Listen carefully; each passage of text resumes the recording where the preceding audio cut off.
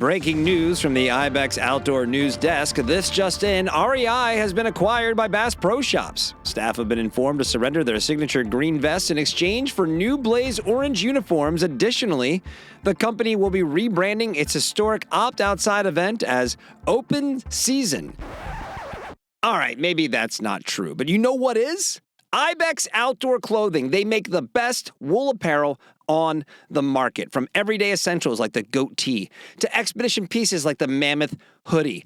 Ibex has premium merino layers ready to fully outfit any customer. As a privately held brand run by a team of end users, Ibex does things differently with a focus on heritage, no bullshit sustainability, and premium performance. Ibex is what you reach for when you want the best. Schedule some time to see the Ibex team at GOA Connect in Kansas City this November and see why Ibex is the perfect choice for specialty retail shops. And hey, you want to see more today? Head to ibex.com.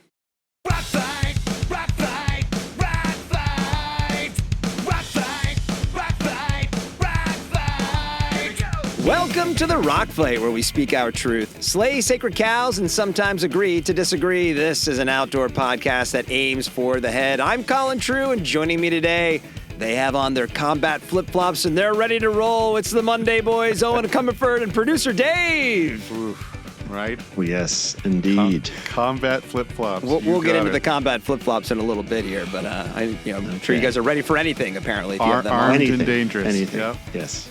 Well, today we're going to talk about more than combat flip-flops. But before we do that, we have some programming reminders for you because we never want you to miss an episode of The Rock Fight. So please click follow on the podcast app you are using right now. If you're new to the show, maybe you already did that, but we would like it if you did. So please follow the show.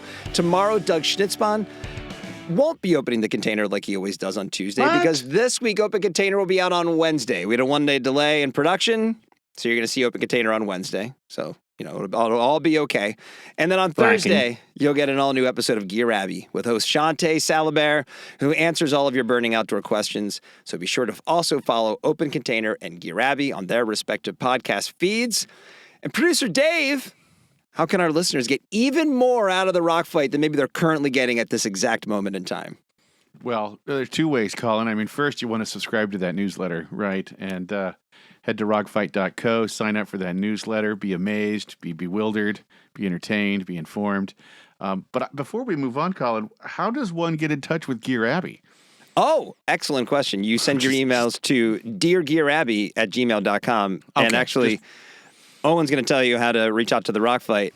I'm a little concerned because I think we're already getting more emails for Gear Abbey than the Rock Fight gets, and we have like four times the downloads or whatever, more than that actually. So, it's the Shantae effect, maybe. Yep. Yeah. I mean, I'm not bitter at all that she's beaten us now twice in the popular vote, but anywho, so she's going to beat us in the email vote now too. Right. So if you do want to beat Gear Abbey and you want to reach out to the Rock Fight, Owen, what should our listeners do?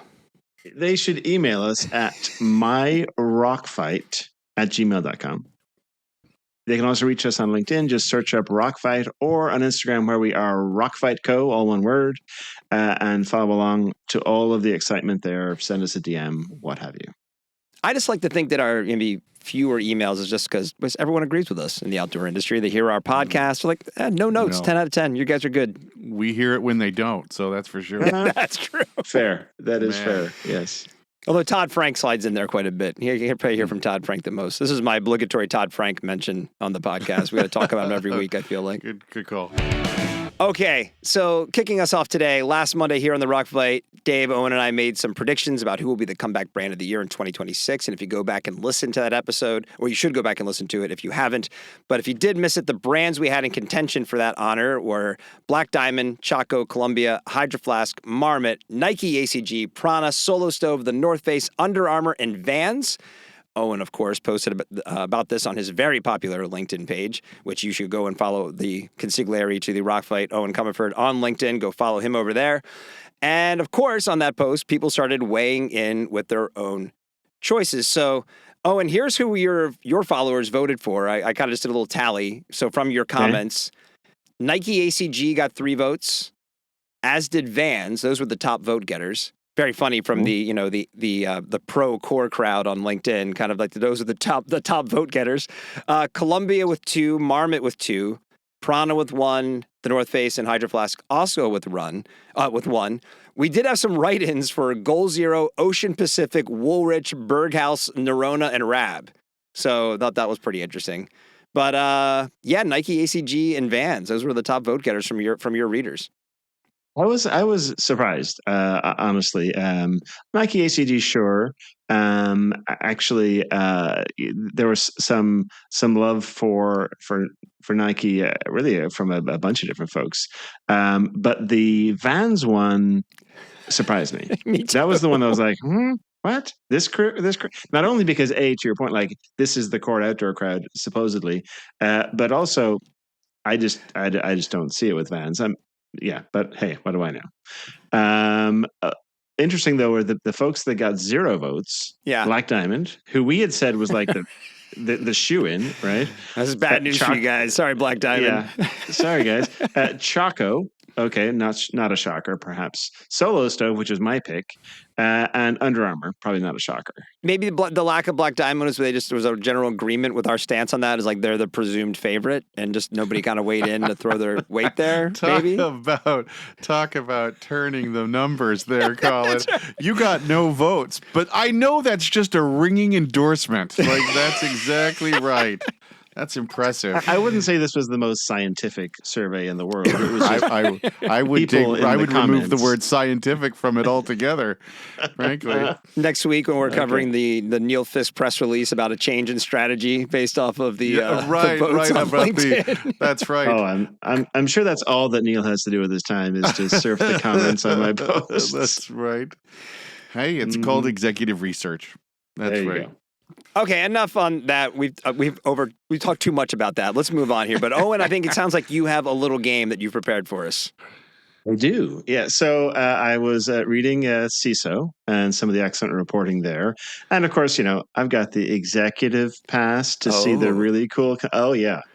So you and 2 other people, or is it? At least 3. So anyway. Colin, don't be bitter just because they don't let you in. I want my free executive pass, okay? No, actually, I got the pass because I was a contributor. That's right. I have written articles for those guys. So anyway, I'm not gonna. I don't pay real money, but one of the excellent articles that is available on the executive pass was about talking to different surf shops and what brands are kind of popping and doing well. Right. So. The funny thing for me, though, as I went through all these brands were the number of them that I wasn't that familiar with. Okay. I've pulled together 10 brands here that came up in this and maybe 1 or 2 other articles. And I want to see if you guys are familiar with these brands. All right. So it's 10. And surf shops are still a thing. Should we clarify that first? That still happens out there. That does still happen. Okay, it does. Just there double are checking. Shops that sell stuff. Yeah. So not owned by Rip Curl. Not owned by Rip Curl. These are mainly independent surf shops. Got it. Okay. What I'm going to give you the brand. You've got to tell me if you're familiar with them or not. Got it. Okay. And I will. If you say I know who it is, you're going to have to actually tell me a little bit about the brand to prove that you're not just bullshitting. Damn it! Okay? I was totally going to say I knew who all these brands were. Right. Okay. Right. And so we will keep a score here as to who knows which. Okay. Here we go. So we're going to start with Z Supply. How do you spell that? Z, the letter Z or Z if you're English or Canadian. Z Supply. It's like the spelling bee. Can you use Z Supply in a sentence? This could take forever. Do you know who it is? No, I have no idea. Dave? I don't. They're not new necessarily, are they? Not necessarily, no. Okay. I would consider them just one of the true brands. You don't know who they are. Stop. No, totally. Who are they? I've seen their logo. I know. Okay. I've seen their logo. Who are they then? It's like, I don't know. It's been around for 10, 15 years. All right, it's half a point for knowing their logo. That's it. What are they about? Are they? No, I don't know what differentiates them. Okay, you've got no fucking idea. No. All right, Z Supply is women's, kind of like women's casuals. Okay. Okay. All right. Fair Harbor. Nothing. Fair Harbor. I'm just gonna. Fair Harbor. I'm not even gonna try. No. I mean, there's Okay, good all chance. right. Like to Dave's point, we probably crossed like at some point at trade shows of seeing like right, but I have no idea. Maybe, but Nothing. no, I can tell okay, you yeah. nothing about them. By the way, I was 0 for 2 at this point as well. Kind of men's casuals, swim shorts, not terribly surfy. Okay, Dark Seas.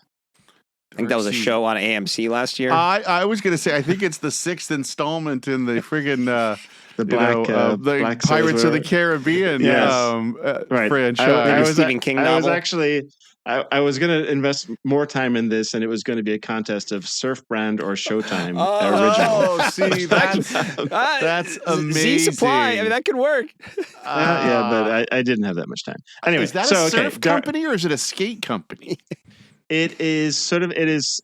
So again, we're zeros for both of you. Yep. It is a men's surf fashion / skate. A lot of graphic tees, founded by the skateboarder Adrian Lopez. Yeah. Right. Okay. All right. Park It. Park. Is that the app you use at the beach parking lot? Oh, that would be great. I would love that because that sucks. I feel like this game's killing all of our credibility. I know. That's fine. Park It. Nope, I got nothing. Nothing. It's beach chairs. Okay. Okay. Here's one I think you're going to get. Florence. Sure. Apparel. Okay. All right. Yeah. Men's apparel. Yeah. Yes, exactly. Okay. They actually were at one. last year's outdoor retailer. They were. Really? Yeah. Okay. Here's another one. AVVA. Nope. Dave? AVVA. No. So this is men's surf fashion. It's actually it's shortened for Ambassadors with Aloha. So the VV is like a W. It's a surfwear brand founded by professional surfer Keoa Casimiro, based in Hawaii. So okay, okay. This one you might get. Pelagic. What is it? Pelagic. Pelagic. PLAGIC. Yes. I got nothing. Mm-mm. Okay, performance fishing clothing. So pretty nice stuff, actually. PSD. Not surfing.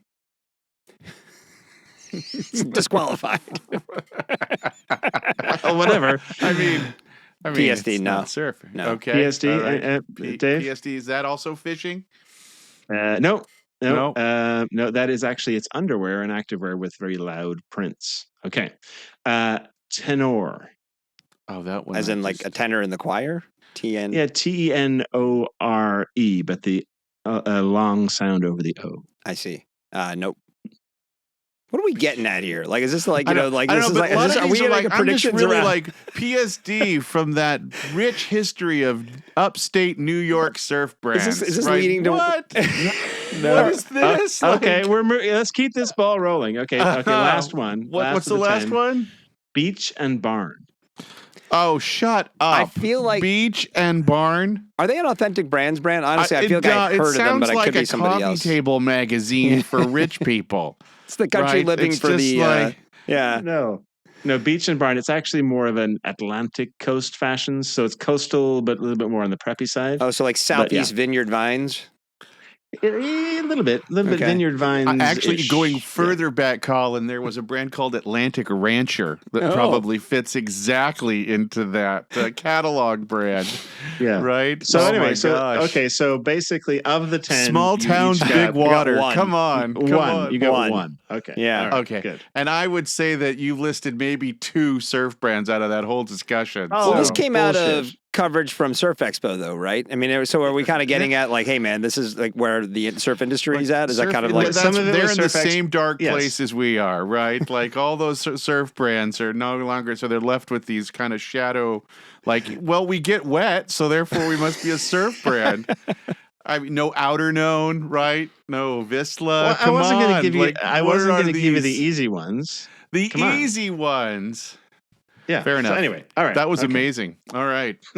So what does that say, Owen? Yeah. What does that tell us? All kidding aside, like, what do you think this says about like where we are with things?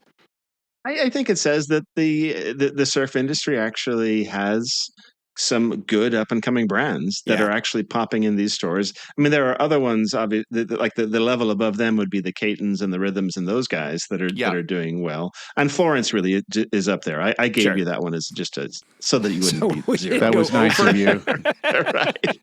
So, but no, it says that there is, the ecosystem is still working. There are still brands that are popping. So I think that's a good thing. Well, like what has become pretty normal around here lately, we're going to start today with some footwear headlines, more specifically some news around a trail running brand.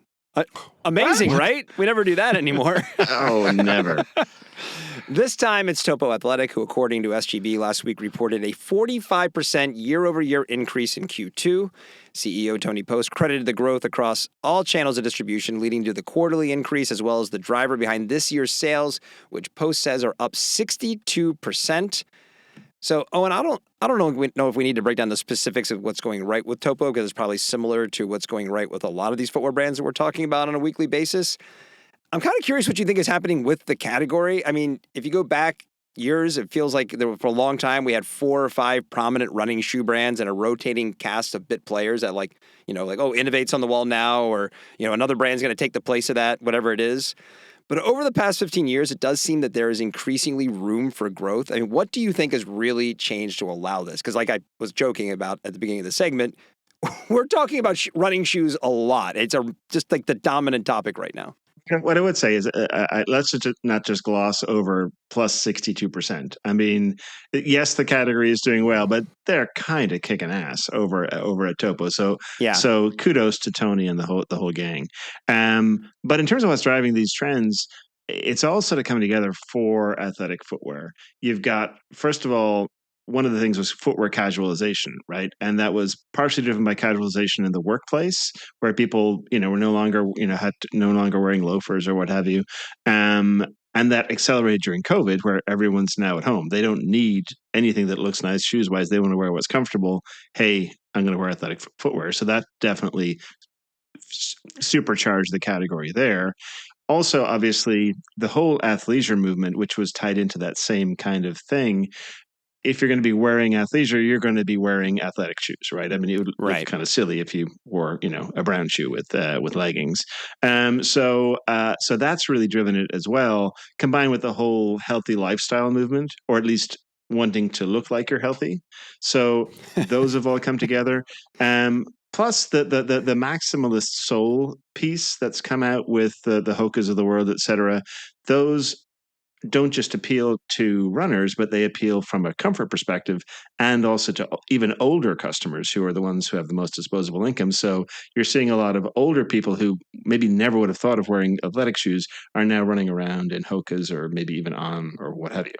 And then finally, you've got the whole emergence of trail running, which has just continued to drive even more acceptance of running as opposed to hiking as the way to interact with the outdoors. Yeah, I just want to, just kind of reiterate what Owen said too. It's like, look, their success is not, it's an overnight 15-year success, right? They have put in the investment and the structure to change the way they go to market. Their color assortment, their style assortment is vastly different than it used to be, way more on trend. They've paid attention to their brand in a way that maybe they didn't always do in the past. And so I think what you're seeing is the results of all of these seeds that have been laid, plus these market conditions that start to change the tone and the receptiveness. But they've done a lot right to get them to this point, and now you're just seeing it move. No, and you're both right. Total kudos to Tony and team. Whether we talked about them pretty recently, but those are some bonkers numbers, frankly. So good job, everybody over at Topo.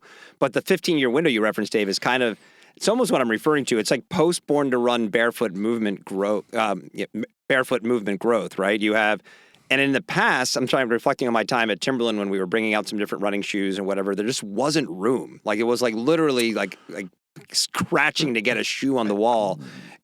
Because they had 32 different ASICs, and then there was one spot for somebody else. No, yeah, you're right, and I was just agreeing with that. And two, if you're just going to talk about your product feature, there's not going to create that room, right? There just wasn't the ability. You got to tell the story and build that trust, and I think that's what they've really turned their attention to. And I'm sure that some of this is at retail. There's been a little more acceptance if you don't need that sort of super dominant one brand. Maybe they kind of like fewer styles from some brands to create room for other brands as well. But it kind of leads me to think about, like we were talking about before we hit record, about there was a time when surf and ski were like the top dogs in the industry, right? And outdoor almost existed in a way to service them. Like if you go back to the 60s and 70s and you told those folks in that industry that one day outdoor is going to eventually outpace you, I don't think that they would believe you, but eventually that is ultimately what happened. And I'm just starting to wonder, kind of a bit of a crazy experiment here, guys, but like, could run retail do the same to outdoor? I mean, if you look at the blending of functional apparel, we just had this week Satisfy, a run brand, launch a Polartec Alpha T-shirt, right? I mean, so like, which was a fabric that was launched with Marmot back in 2013.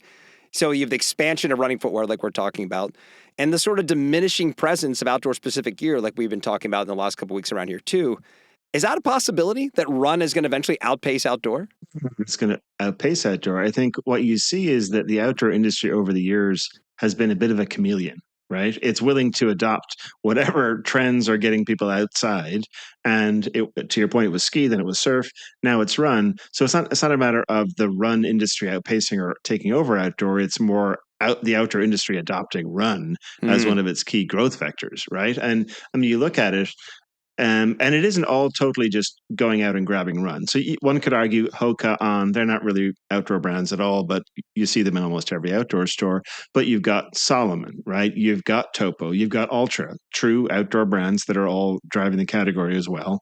And you've got true traditional outdoor brands like North Face, Merrell, hike brands, really, in many cases, that are getting into run and not just trail running, but actually in some cases road running shoes as well. So it's more just the outdoor industry being kind of agile and staying up with what the trends are that are driving people outdoors. I just need to take 2 points away from Team Comerford for mentioning Solomon. Okay, I just want to mark that down. Damn it. It made so much sense, though. I was going along with it. I was like, yeah, right. That's a point from Karstad. Right. All right, because you wow. got suckered in.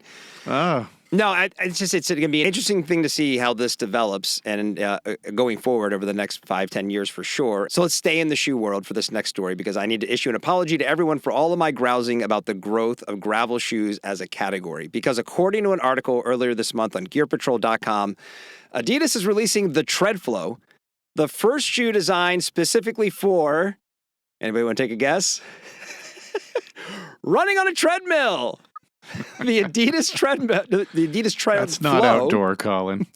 The Adidas Treadflow will offer a lightweight, more breathable pair of shoes that offers zero weatherproofing and an outsole that Adidas is calling, quote, light traction that is specifically formulated to interact with treadmill belts. And I said I needed to apologize mostly about my grousing for the category of gravel shoes because little did I know that the category of treadmill shoes was about to drop. And I really am having a tough time with this because I think running on a treadmill sucks, but man, does this make sense. Way more sense than gravel shoes makes to me. What did you guys think? Totally, because part of what we're bitching about with gravel is the difference between a gravel shoe and a trail running shoe is minimal, right? It's just like, what? Okay. But this actually makes sense because you don't need the weatherproofing. It's all happening indoors. You don't have to worry about, different terrain or whatever. It's a fucking treadmill, right? It's going to be flat. It's going to have a little bit of bounce to it, right? I mean, yeah. Why? The thing that got me was like, why is this the first treadmill shoe? Why hasn't somebody thought of this before? I feel stupid for not thinking of this sooner. Because there are so many people out there who only run on treadmills. They will not run outside. But the interesting thing for me was it's still $150. So it's not like we've taken away all this weatherproofing and all this other stuff and and all this traction stuff. And hey, now you have a shoe for $80 that works great. No, we're actually going to specialize, remove a bunch of features, and charge you $150. Dave, what do you got on the treadmill shoe? I don't know. Didn't we already talk about this?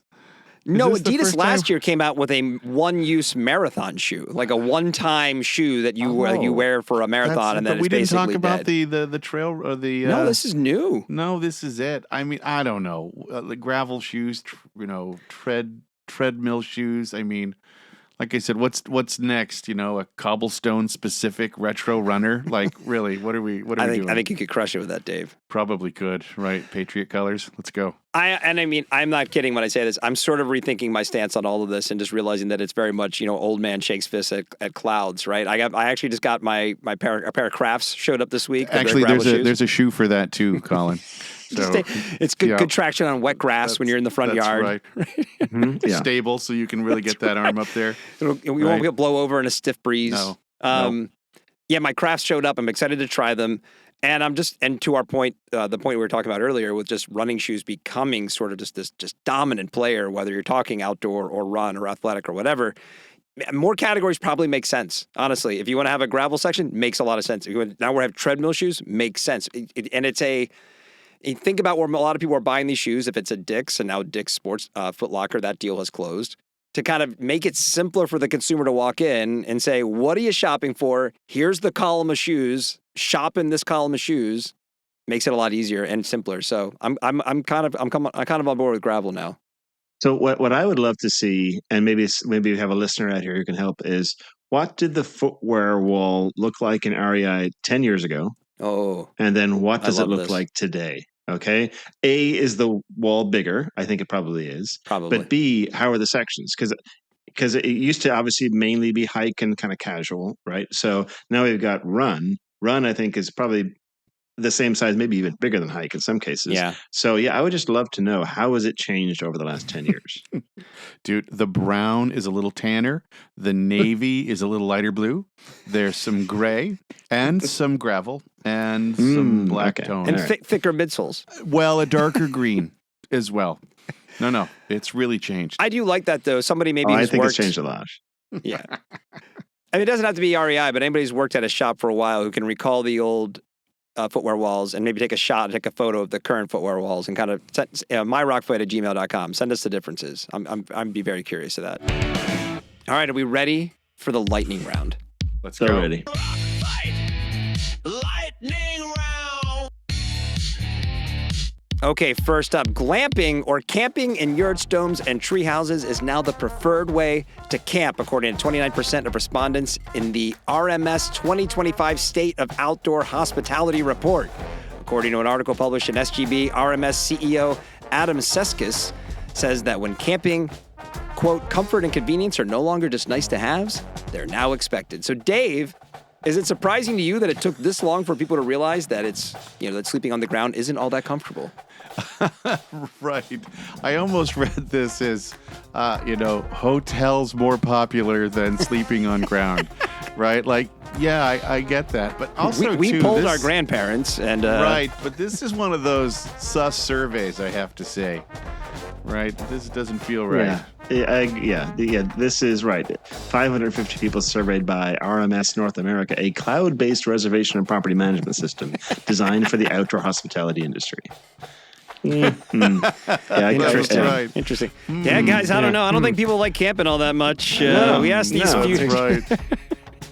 That's right. Next up, according to athletic.com, the fitness wearables market is set to hit $190 billion by 2032. So, Owen, outside of GPS devices and apps, tech is largely absent from a lot of what we see or talk about in the industry or at outdoor retail.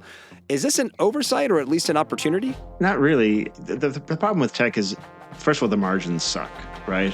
You're looking at like 20% margins for like a Garmin GPS watch or a GoPro or whatever. So, most retailers, need at least 40 points to make stuff work. So that's the first issue. The second thing is, if you go ahead and buy a bunch of this stuff and you don't sell it in that first season, it's basically obsolete. And so now you're actually taking a markdown below your cost.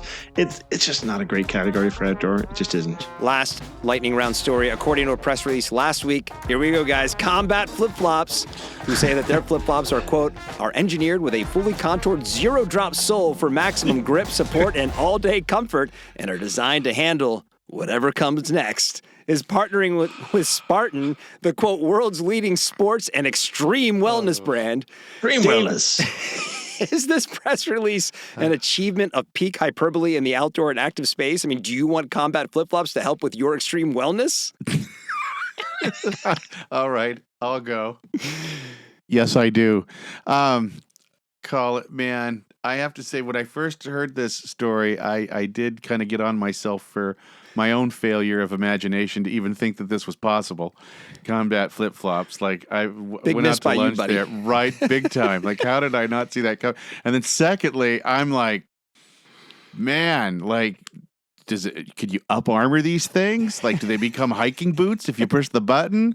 Like, do they come with sidewinders to kind of clear the trail for you up ahead? They're designed to handle whatever comes next. There's a lot of I mean, are they drones? Do they fly to you? Like, I'm thinking there's some cool stuff that we could have here. Well, I think if you're going to call it a combat flip-flop, it has to be usable as a weapon of some kind. And not just for like slapping somebody across the face. Like what I think, that's a dueling flip-flop. That's a wholly different thing going. That's right. I do declare that you are in my way. That's there's a right. button. Okay, I got it figured out. There's a button you press and little blades pop out each end. Right. And then you throw it Frisbee style. Right. And then It's like a Bond it's villain. I was going to say, I think that was in a Bond movie. Exactly. No doubt. I Which just is the Secret Service version of that. It would be hilarious if it's like designed to handle whatever comes next as long as you're at the beach. That's right. All right, let's take a quick break to hear from our sponsors. Then we'll be back with another round of headlines. All right, guys, just in time for fall, we're happy to introduce a new sponsor to the Rock Fight, Fjallraven. And guys, I heard from the folks at Fjallraven, it turns out it's actually not a joke. You seriously cannot fjall without Fjallraven. It's a real thing. Fall doesn't get nearly enough credit for hiking, guys. Everyone thinks it's summer's the season, but for hikers, autumn, it's the real deal. Cooler days, quieter trails, more space. And fall is exactly what Fjallraven's Keb collection is built for. Born from trekking in northern Sweden, their jackets, fleeces, and trousers let you focus on nature, all specifically designed to make cold optional. And on our production call this week, Eoin actually was outside in a jacket, so he would probably, you made cold optional maybe without Fjallraven at that moment. Absolutely. Mm-hmm. Shh, don't say that. So check out the whole Keb collection by clicking the link in the show notes or search for it when you head to Fjallraven.com where your fall begins. Or Fjall begins. Excuse me. You've I got got a it little wrong. problem with the pronunciation. I know. I think add some herring to your diet. I think that'll help with your pronunciation. Did you have to take for this particular client, did you have to take special Fjallraven pronunciation classes? He did. They were at the local IKEA. They had them in one of the showrooms. I had to get a Swiss flag tattoo. I don't want to show it to you guys right now, but I got it. Got it. Okay. All right, guys. Last week we learned that mosquitoes kill more humans every year than any other animal, and like the Dalai Lama once said, if you think you're too small to make a difference, try sleeping with a mosquito. Do you think when you're glamping that they take the mosquitoes out? Do they personally remove every single one? They do. Actually, though, I can vouch for this. The worst night's sleep I ever had was a hotel room in Addis Ababa, and there was this mosquito that just would not. Oh my! It was the worst. The worst. There was one. There was maybe there was many of them. You couldn't tell. No, it was just one mosquito, and yeah. Well, I doubt that Dalai Lama was sleeping in an Amp Light long sleeve shirt. And Eoin, you definitely weren't sleeping in an Amp Light long sleeve shirt from Royal Robbins because the Amp Light long sleeve, like everything else in Royal's MPT collection, MPT, guys, stands for Mosquito Protection Technology, which relies on protection through construction. It's the chemical-free solution to mosquito-free days and in Owen's hotel room or in the outdoors. To shop the entire MPT collection from Royal Robbins and to stay bite-free in these waning days of summer, head to royalrobbins.com. Now, if they could just make a spider-free shirt, that would be fantastic. We're in spider season here. Oh, Northwest spider season's magical. Yeah. Magical. I love when you go out and see all the spiders. They're just hanging out. They're trying to eat they're trying to eat the mosquitoes. It's that dark magic. Today's episode of The Rock Fight is presented by Lems Shoes. As the summer season wraps up, now's a great time to get ready for fall with Lems. From easygoing slip-ons and refined leather lace-ups to tough trail-ready boots, Lems offers footwear for every occasion, and their fit is unmatched. If you've never experienced the fit of a pair of Lems, I just feel sorry for you. I mean, actually, Eoin, have you tried out your Lems a little bit more since you got them? I haven't, because actually the weather has not really been Lems weather. So I'm looking forward to a Lems fall or Lems Fjall if we're going to mix sponsors. We're going to cross the streams? Yeah, we're crossing the streams. Yes. So no, I'm looking forward to getting them out and about. Lems are built with comfort, durability, and versatility at the core, and their collection is ready to take you to wherever the season leads. And with fresh, exciting styles just around the corner, be sure to stay tuned. But in the meantime, head to lemsshoes.com right now to get your feet into the best fitting shoe you've ever worn. Don't let our big-time production value and celebrity names fool you. Looking at you, Producer Dave, but Rockfight LLC is a small business and growing brand. And even though we have our own consigliere, he advises on other matters, we've got to consult a lawyer every now and then on the legal structures that every business needs. But for a small business like ours, the cost to hire general counsel or pay a retainer is a non-starter. So what's an outdoorsy founder to do? I mean, come on, we're not flashing that outside money. Enter Conatus Counsel. They can help your business with fractional general counsel and legal services, from strategy consulting to advocacy and government affairs to real-world implementation for outdoor recreation industry businesses. Forrest over at Conatus Counsel has helped Rockfight navigate some of these areas, and let me tell you, knowing someone has your back means you can focus on running your business. I mean, he had at least 3 edits to this read to, quote-unquote, protect us from ourselves. I mean, that's what I'm talking about. Forrest cares just as much about the outdoors and the outdoor industry as our listeners. So, got questions? ConatusCounsel.com to get in touch with Forrest. The first 6 hours are free. Wait, what? What? I can't say that? Oh, initial consultations are free. Okay, fine. Looking ahead, guys, to the holiday season, SGB this past week covered 3 looks at what we can expect as we head into the biggest shopping time of the year. Surveys from Bain & Co., Deloitte, and PwC all seem to indicate that the holiday shopping season is going to be up when compared to last year, or looking at pre-pandemic levels, but definitely lower than what was expected heading into 2025. Probably not that surprising, given all the tariff chaos we've been talking about throughout the year, but definitely not welcome news either. So Owen, based on these reports, what you're hearing, how do you see Q4 playing out for outdoor retail? Actually, for the PwC one, that was a survey. And it's their holiday outlook survey, but it indicates an average decline of 5% year over year. So now what I would say with that is surveys are what people tell you they're going to do, not what they actually do. So I think most of the other experts would say, yeah, people, obviously consumer confidence is not great right now, so people are giving you a not so great result. But even so, it's not a great indication. And we actually just we're recording this on Friday. The University of Michigan Consumer Confidence Index came out, and it was down even more in September. So it was at 55.7 versus 70.1 last year in September. And we talked about that, or the numbers a month ago, right? When exactly. The last time it came out, right? So now it's even worse. And so that's a really big drop year over year. So you think about where we were last September and how we were feeling about Q4, the consumer is in a much, much worse shape a year later. So then, I mean, the outdoor industry itself has been in a bit of a funk kind of regardless. And so with all those things together, it doesn't seem to be shaping up like it's going to be a great year. Hopefully, if it's down, it's only down in the low single digits. But it's not looking great. The one thing I would say, though, is that there are some potential glimmers where it actually could come together to be not too bad. Okay. The first thing I would say is the folks that are most impacted by the whole tariff situation and the cost of living issues are lower income households and younger people, neither of whom are big buyers in the outdoor industry. Okay. So that's the first thing I would say. Are you saying the thing that we typically complain about with the outdoor industry is working in our favor right now? Working in our favor. Finally. Yeah. The second thing is what we talked about ad nauseum on this podcast is the ongoing strength of athletic footwear, which the outdoor industry has basically co-opted as its own, which is great. The third thing is early forecasts are actually pointing to a colder, wetter, or more snow forecast at least for the northern part of the country. It's actually going to be hot and dry in the south, they're saying, but cold and snowy in the north, which means outerwear. Okay. And so, and there could be a bit of a pent up demand there for outerwear. So that might be a positive. So I think this is where we're at. Things are so bleak that now we're looking to the Farmer's Almanac to look for signs science. of optimism. This is not the front. No, this is science. We don't look to the Farmer's Almanac. But yeah, hey, any glimmer please, of hope. Cold and snow this winter would just be lovely. A nice even coating from coast to coast. Let every market revel in that white goodness out there. Yes. Yeah. So it could all be okay, but I think at a macro level, I think the equipment business really, though, is probably going to be in a tougher spot. Right. But outerwear and footwear could be high points. The pessimist in me says 5% would probably be dodging a bullet in terms of just the way it feels out there right now. But let's Let's hope not.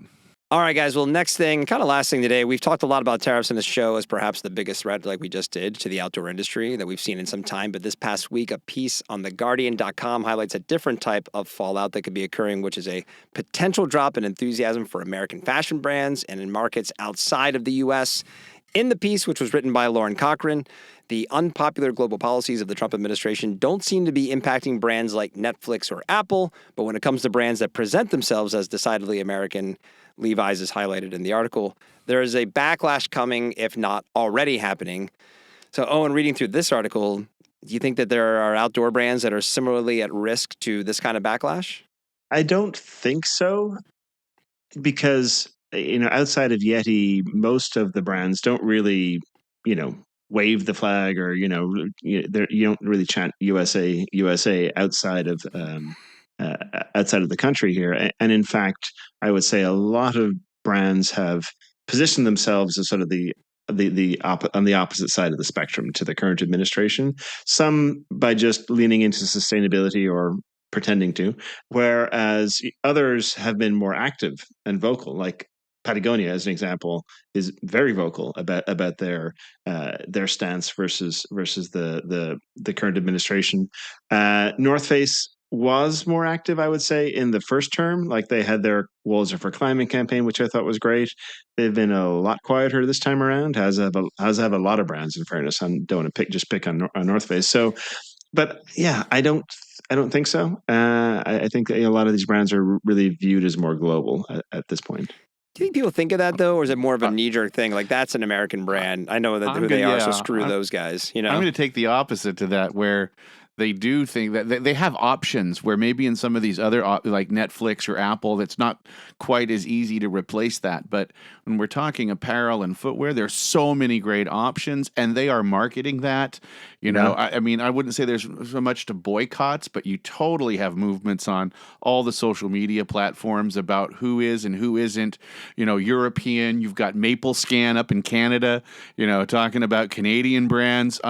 So I think it's just more of guilt by association from that. Like, to your point, a lot of these brands identify with a lot of the same value sets that these customers have, but these Europeans or Canadians, they're kind of, how else can they register their discontent? How can they show that they don't approve, but to take it out commercially, right, in one way? And I think that's just the unfortunate reality of the place that we've been put into. So, if I understand what you're saying, Dave, it's not necessarily a protest against a North American brand in terms of the purchase. It's more of a support for Europe and European brands. They're together. I think they're a little bit together, and it's easier to do that when you have almost a like replacement sitting right there. Oh, sure. Right. Do you know what I mean? And so the American brand doesn't need to be out, like you said, kind of Eddie being we're made in USA type of thing.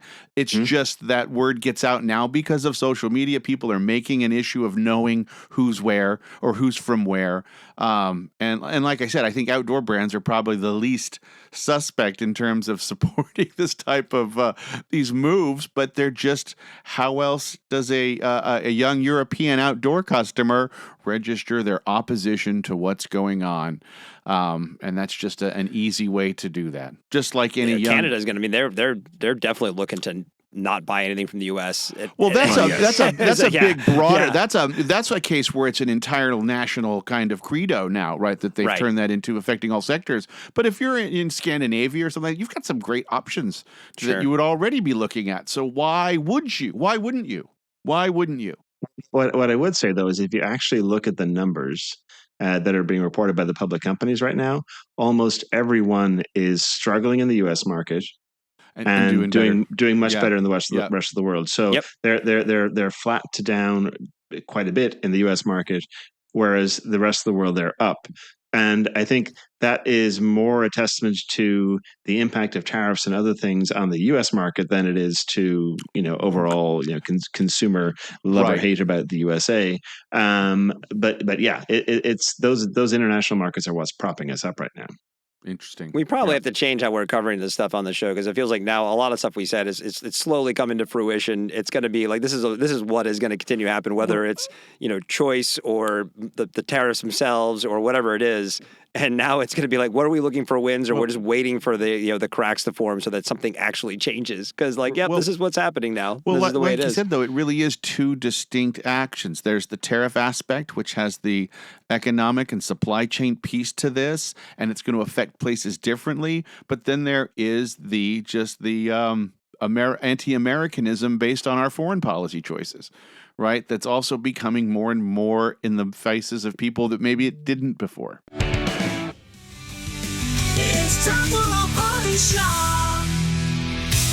All right, it's time for the parting shot. And for this week, I think producer Dave's got a couple updates on our pals over at Columbia after the brief and a few other things we've been talking about with their Engineer for Whatever campaign. There were some developments going on over there. Dave, what's creatively happening over with Columbia? Is this a parting shot or is this a whole segment? I thought a parting shot was just like, all right, shot. we're on our way out. Yeah, what do you got? That's it. That's what I'm doing. But you really set it up as like this is going to be some kind of thought out reporting structure, and I guarantee you it's not.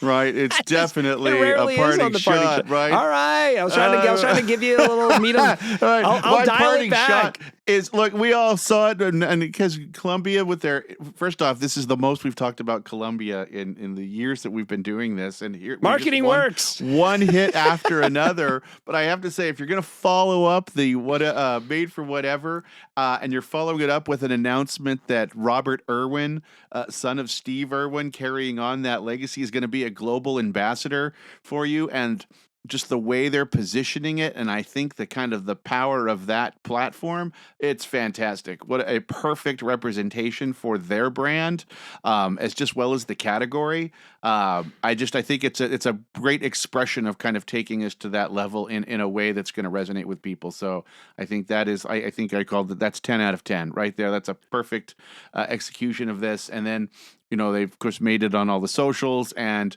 you go to their website. And if you go to their website, you're also in for a treat because it has also been completely overhauled, right? And the website is that, okay, we asked what's next after this video campaign, and we see the paid pieces. Okay, it's just an ad campaign. Well, the website really looks like they're now taking that second step in terms of modernization of the brand. It's way more contemporary. Of course, it has elements of the visual campaign in it. But man, even the way you take their current product line and present it in this new way, it feels fresher.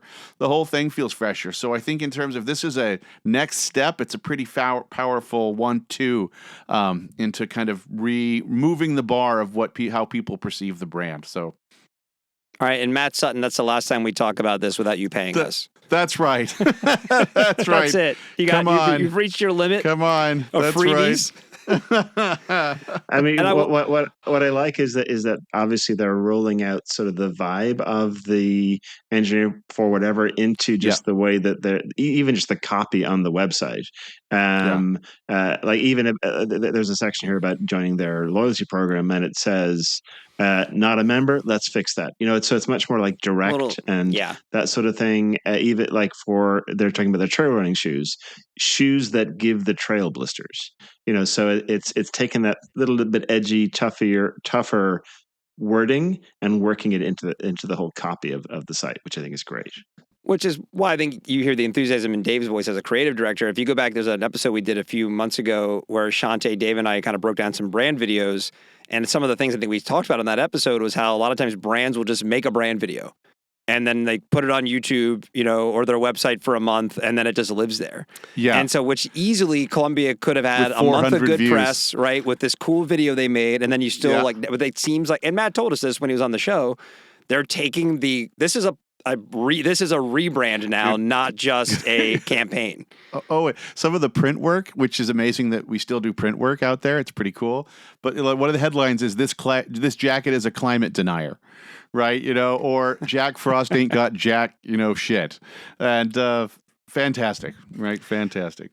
And to prove that the discourse is alive and well, especially on LinkedIn, Mammut has a new campaign out that is now gatekeeping, keeping their apparel. You can't go use it in the city now. They're going to take it away from you, and it's pissing people off. So you can't win if you're an outdoor brand in 2025. No, you can't. Yeah, that's right. Because they had that whole "we are not streetwear" brand, right? Yep. Thing. Yeah. And their whole Hey, video you know. is like there's like a task force that's going out and taking the stuff. The people are just like hanging out at a coffee shop, taking their jacket off, and then like mailing it back to the mountains, kind of thing. And some people were upset about that. So it's kind of just it's pretty funny. I think that's great because we talk about the whole whatever it is mountain to bar aspect of the whole thing, which Yeah. really is the way that we're going. But it's great to take the opposite of that approach. I think is fun. Even though 90% of what they're selling is guaranteed being worn in a city somewhere. 100%. It's actually, they're just going to Bar Mountain. I think that's just turning it around. See, that would have been a good end to that game if the mountain they were sending to was just a bar somewhere. Bar called Mountain. The Mountain. Yeah, Bar Mountain. Yeah, right. Yeah. Bar Mountain. Yeah. That's right. All right, everybody, that's the show for today. We want your emails. Please send them to myrockfight@gmail.com. We need to get more emails than gear. I'm on both shows, so I really win in both kind of these instances. But Okay. Shaw. Gear Abby or versus the Rock Fight email fight. It's on myrockfight@gmail.com. The Rock Fight's a production of Rock Fight LLC. In today's episode, produced by Producer Dave. Art direction provided by Sarah Gensert for Eoin Comerford. I'm Colin True. Thank you for listening. And back again to take us out, Krista Makes with the Rock Fight song. We'll see you next time, Rock Fighters.